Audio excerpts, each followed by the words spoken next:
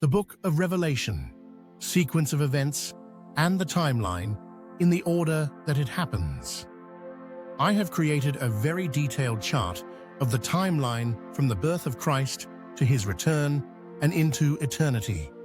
This video is a companion to that chart that lists the events in the order that they happen from the Book of Revelation.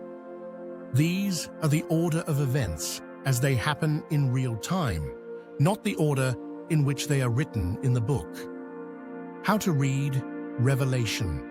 It cannot be read as if it's a sequential timeline of events and be understood. We must first understand that it's a series of visions given to John that are mostly happening all at the same time, but conclude at the same time at the same event. Jesus returns, pours out his wrath on the wicked people of the world, and takes over, ruling the world. The Book of Revelation can be divided into these three distinct categories. Things John has seen. In chapter 1, John records having seen Jesus Christ himself. The things seen and heard during this experience are the things which thou hast seen. Things which are represent things that are in John's present world. Chapters 2 and 3 are letters to the 7 churches which are in Asia. These churches existed at that time in Asia. Some people, assuming that the entire book of Revelation is prophetic, have put forth a theory that the 7 churches must be church ages of the future. That is simply not true. The truth is that the messages to the 7 existing churches of that time are the things which are. Revelation 4:1 begins the things which shall be hereafter. Revelation 4:1 After this I looked, and behold, a door was opened in heaven, and the first voice which I heard was, as it were, of a trumpet talking with me, which said, Come up hither, and I will show thee things which must be hereafter. Revelation 12:1 through 5 starts with the birth of Christ, of the woman who is a symbolic representation of Israel. Then verse 6 is a leap to the end time. In the actual timeline, this is the first thing that happens from the Gospels. Matthew 2:1 through 18 and Acts 1:9 are parallel accounts of this symbolic vision. The birth of Christ, Satan's attempt to kill him through King Herod, and then Jesus' ascension. Then, the actual timeline continues in Revelation 1 with the appearing of Jesus to John on the Isle of Patmos, and his instructions to write the letters to the churches, and the visions shown to John and to deliver them. Again, chapter 1 is the things which are, and the things John had seen, having seen Jesus himself. Chapters 2 and 3 are letters dictated to John for the specific churches that existed at that time, as it says, which are in Asia in chapter 1, verses 4 and 11. And then Revelation 4 begins the vision of heaven, and we see this symbolic representation several times throughout Revelation. Chapters 5, 7, 8, 14, 15, 19, New Heaven, 21 to 22, we are shown a sea of glass with the throne of God. In this symbolic throne room, there are 4 beasts. See also Ezekiel chapters 1 and 10, and Isaiah 6:2 shows us that the beast in this passage is a cherubim, a class of angel. And the 24 elders. Revelation 5 continues the vision of the throne from chapter 4 and starts the vision of the seals. Then, in Revelation 6, the first 4 seals are broken. Revelation 6:1 through 8, the 4 horsemen, is a parallel prophecy of Zechariah 6:1 through 8, the 4 spirits. In Zechariah, the spirits are released, and the white horse spirit sets up the mindset worldview first, followed by the red, black, and green spirits, not necessarily coming to the full in that order. Then, Revelation 8, the first 4 trumpets. No one can say the seals are these for sure, but it is almost certain, based on all prophecy fitting together like a hand in a glove and the historical facts. Again, we can't say for sure any of the trumpets have blown yet, and it's less certain than the seals, but the first 4 trumpets may have already blown.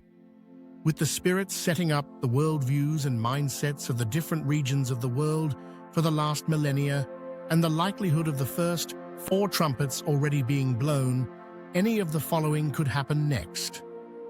Revelation 7, the sealing of the 144,000 will be prior to the 5th trumpet for sure, but other than that, it could happen during the final 7 years after the peace treaty.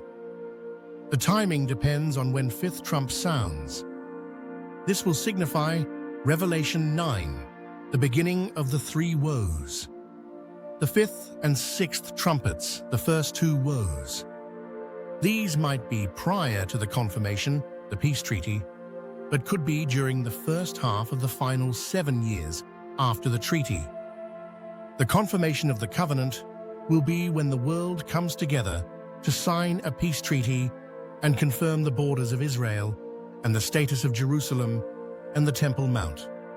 This is the event that will start the final 7 years. My best guess for the year that the confirmation of the covenant will happen during the fall feasts of 2025, we will see shortly.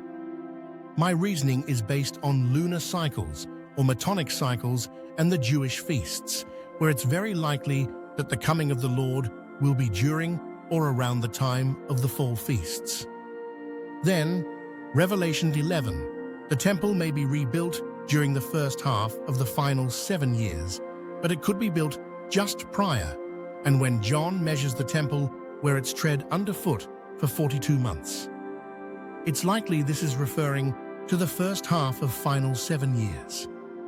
And then, Revelation 12 verse 6. Israel is in the place prepared of God for this 3.5-year period. Again, this is likely the first half of the final 7 years, and the casting down of Satan and his persecution of Israel, noted also in Revelation 12, is the second half during the tribulation.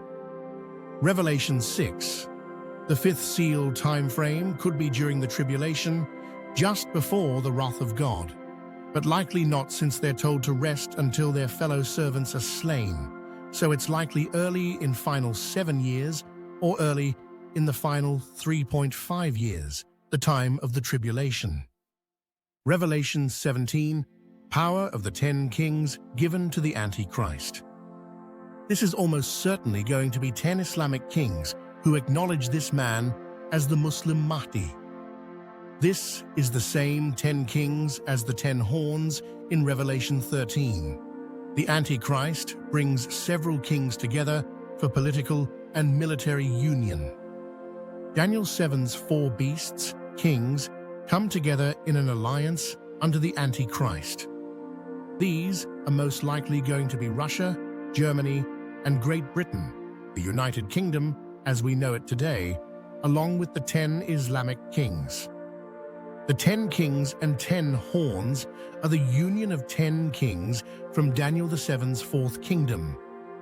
At that time, as we see in Revelation 13, the false prophet teams up with Antichrist for religious union.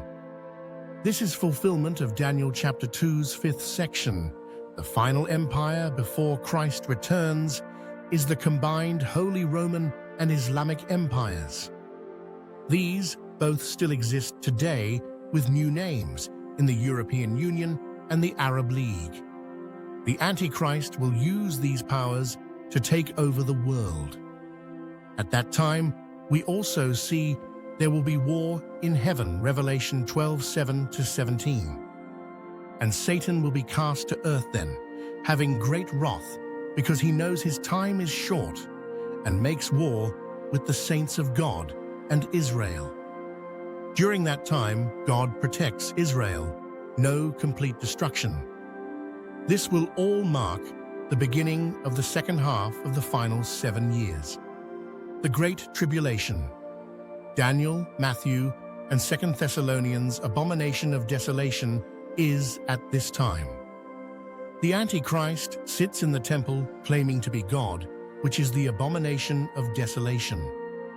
This abomination of desolation marks the beginning of the Great Tribulation.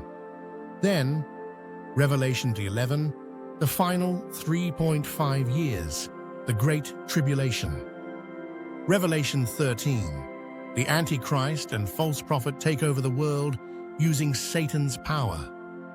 The mark of the beast is implemented during this time. The false prophet does miracles to fool the world into worshipping the Antichrist. During the final 3.5 years, in Revelation 11, we see God's two witnesses have power for 1260 days. Again, this is the second half of the final 7 years. God's two witnesses offset the devil's Antichrist and false prophet with the power of God and can't be killed until the end. Revelation 14 has a final warning about worshipping the beast, the Antichrist, and his new world order. At the end of the final 3.5 years, the tribulation in Revelation 11, we see that the two witnesses are killed. Their bodies lie in the street of Jerusalem for 3 days, and nobody will touch them, but the world celebrates. They are restored to life by God, and they stand up, causing great fear in the world. God takes them up to heaven. Probably a little before the end, likely in the spring, the year of the return, in Revelation 14, the 144,000 are with Jesus as the first fruits. And then the revelation of Jesus Christ. Sates. Revelation 10, there will be delay no longer. The identity of Jesus Christ is revealed to the world, God Himself. The mystery of God will be finished, the identity of Jesus. This is the revelation of Jesus Christ. The world will see Him for who He truly is, finally. Revelation 10, the seventh trumpet begins to sound. This trumpet is a period of time that spans the return of Jesus, the rapture, and the wrath of God being poured out. It ends at the last vial, where we see the exact same events that conclude the wrath. Revelation 14, the rapture. Just before He pours out His wrath, we see the saints with Him in the clouds of heaven. In Revelation 15, those that had gotten victory over the beast. The saints are in heaven after the rapture. Same as the Revelation 7 great multitude, the same depiction as Revelation 21. This is at the beginning of the seventh trumpet, as the seventh angel begins to sound. This is the day of the Lord. The sixth seal, seventh trump, and seventh vial are the same event. The day of the Lord in Isaiah, the day of the Lord in Joel, the day of the Lord in Matthew 24. Study the chart and compare what occurs in each scripture.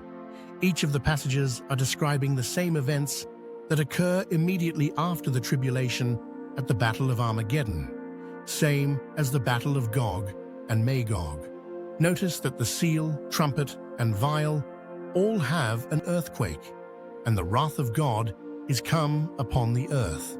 Matthew shows the same events that also are shown in the sixth seal, and the events in Matthew happen immediately after the tribulation, which is when the Battle of Armageddon takes place. The islands and mountains moving, the great hail, God's wrath, and the earthquake from Ezekiel are the same as the seventh vial, and except for the hail not mentioned in the seal, it's also the same. Likewise, the seventh trumpet has the same events except for mountains moving. The Battle of Gog in Ezekiel is the same event as the Battle of Armageddon. The conclusion is obvious. All of these events happen at the same time, but they are described in several places in the Bible. Then, Revelation 14, the wrath of God begins. The people of the earth that don't love and obey God are cast into the great winepress of the wrath of God. Revelation 15 shows us that the temple of God is filled with smoke during the wrath. No man can enter. I don't believe anyone will be able to be saved during the wrath. Revelation 8:3-5, prayers of the saints during these events, probably the whole 7 years. Then same events as the final events, 6th seal, 7th trump. Revelation 16, the beginning of the vials, the wrath of God. Jesus comes in the clouds with power and glory. The sun, moon, and stars go dark, and Jesus pours out his wrath on the world. At that time, Revelation 17 and 18, the judgment of the great whore. Revelation 19, vision of heaven again with 24 elders. God has judged. Revelation 6, the 6th seal is the wrath of God. Revelation 11, the 7th trumpet finishes sounding. The final 3rd woe. The wrath of God. Revelation 16, the 7th vial is the end of the wrath of God. It is done. Revelation 19, the Battle of Armageddon begins the millennial reign of Christ. Jesus descends from the clouds and touches down on the Mount of Olives, destroying the armies of the Antichrist with a word. Ezekiel 38 and 39, same battle. Zechariah 14, same battle. Joel 3, same battle.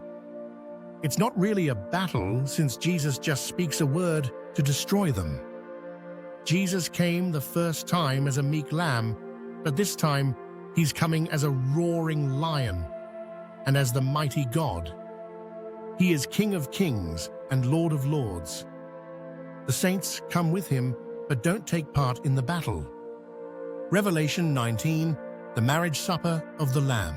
The bride, all those who truly love God, will be joined with God for eternity. Revelation 8:1, the 7th seal. All of heaven is in awe after it's all over. Revelation 19, the Antichrist and false prophet thrown alive into lake of fire. Revelation 20, Satan chained up in the bottomless pit for 1,000 years. Revelation 19, Jesus rules with rod of iron. Jesus puts down the governments of men and takes over the world, where he rules with a rod of iron for 1,000 years. See also Daniel 7, Daniel 2, Revelation 19. Jesus rules with rod of iron. See also Revelation 2:27, Revelation 12:5. Revelation 20, the saints rule with Jesus for 1,000 years. Revelation 20, at the end of the 1,000 years, Satan is released and deceives the nations again. Revelation 20, the final battle of Gog and Magog. Another battle that isn't a battle. God just destroys them with fire from heaven. Revelation 20, Satan is cast into lake of fire with the Antichrist and false prophet. Revelation 20, the great white throne judgment day. All of the dead are raised and judged. Those not found in the book of life are cast into the lake of fire. Revelation 21 and 22, eternity with God, new heavens and a new earth. God himself will dwell among the saints forever. He will wipe all our tears away, and there will be no more death, no more pain, and no more sorrow, ever. Blessed be the name of the Lord. He'll recreate heaven and earth to be the perfect place it was before sin. The New Jerusalem may or may not be an actual place, but it is definitely a symbolic representation of the people of God, the bride of Christ, in the new universe. Revelation 21:3, and I heard a great voice out of heaven saying, Behold, the tabernacle of God is with men, and he will dwell with them, and they shall be his people, And God himself shall be with them, and be their God. And God shall wipe away all tears from their eyes. And there shall be no more death, neither sorrow nor crying, neither shall there be any more pain, for the former things are passed away. My Revelation study goes over everything in this document and goes into much more detail. Please take a look at it here.